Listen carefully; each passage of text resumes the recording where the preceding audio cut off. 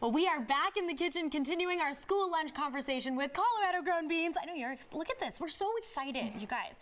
This is a plant-based protein option for kids that crave something different at lunchtime. So, of course, Chelsea with Colorado Dry Beans is here.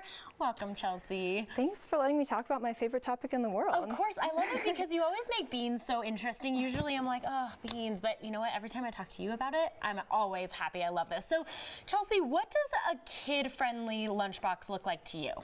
Yeah, I mean, the more boxes you can check, the better, right? If it can be delicious, nutritious, easy, sustainable, local, that's ideal, right? And I think that one of the amazing things about beans is they're all of those things. Yes, very true. I love that. Okay, this is such a great option here. So I have to talk about what you brought here today. We have so much.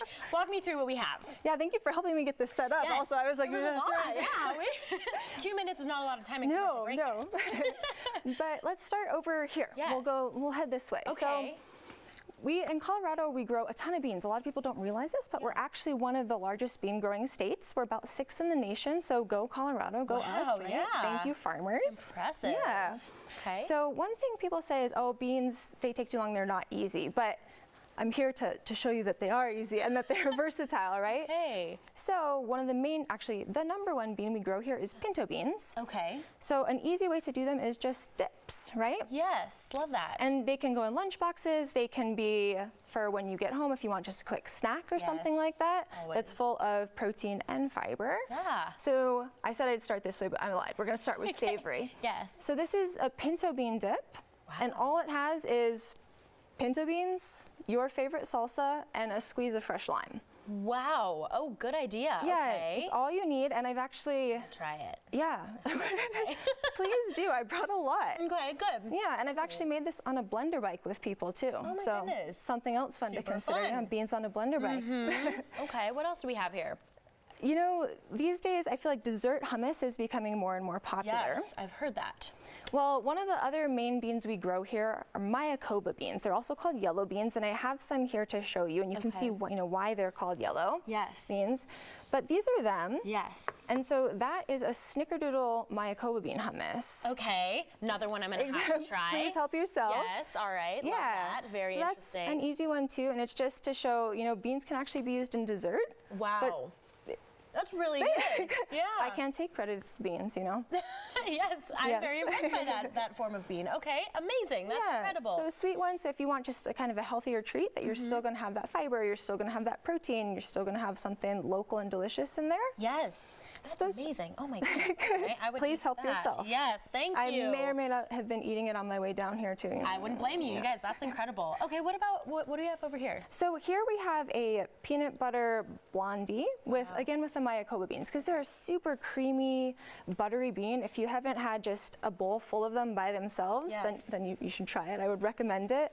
But yeah, there's a little bit of oat in here, but there's no flour or anything like that. It's mainly, it's beans basically, but it's another treat. And you can make them, and then they freeze up really well too, so you can make extras, then you can have them to go. They could be a treat in a lunchbox, they could be a breakfast, they could be a midnight snack, depending on your, eating style. I love that. Okay, so I want to talk about some of the benefits of beans because, like you said, they're a good source of protein, but there's more to it, right? Okay, tell me all about it. Well, the benefits of beans is actually, conveniently enough, my favorite topic, right? Talk to me about it. Let's go. So I'm actually doing my PhD in food science and human nutrition, and I focus on beans. Yes. So I love it. Health benefits, I can't not say something about that, because they're basically the richest source of fiber, the natural source that you're going to get. Wow. Okay. And so fiber is really important. We're finding more and more for pretty much everything, but for gut health especially. So the lab that I work in, I do a lot of kind of outreach things, but we also, a lot of my colleagues research the benefits of beans for gut health. Interesting. Okay. Yeah, so that fiber gut health is linked to mental health. It's linked to preventing chronic diseases later in life. So beans are a great way to get that fiber. Yes. But they're also rich in protein, so it makes them super unique nutritionally. Because most foods may have one or the other, but they don't have both. Oh my gosh, I love that so much because again, beneficial for us and the kiddos. When are beans harvested? We are coming up on bean harvest season. Okay, almost in season. Love that. Okay. So another huge benefit of beans is that they are local and they're really sustainable. So they have lower water usage than other crops. They're really important for, for soil health and for rotation. Yes. So it depends on when farmers planted, and it depends on the weather, and the weather has been crazy this year because we live in Colorado, but of course. Yeah, pretty much.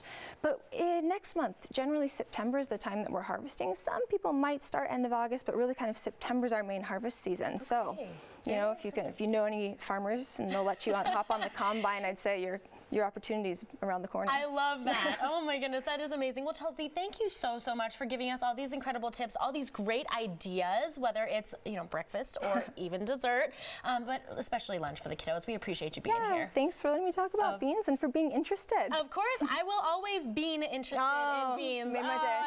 I couldn't do it. Well, you guys find recipes, helpful tips, and info online. It's coloradodrybeans.org.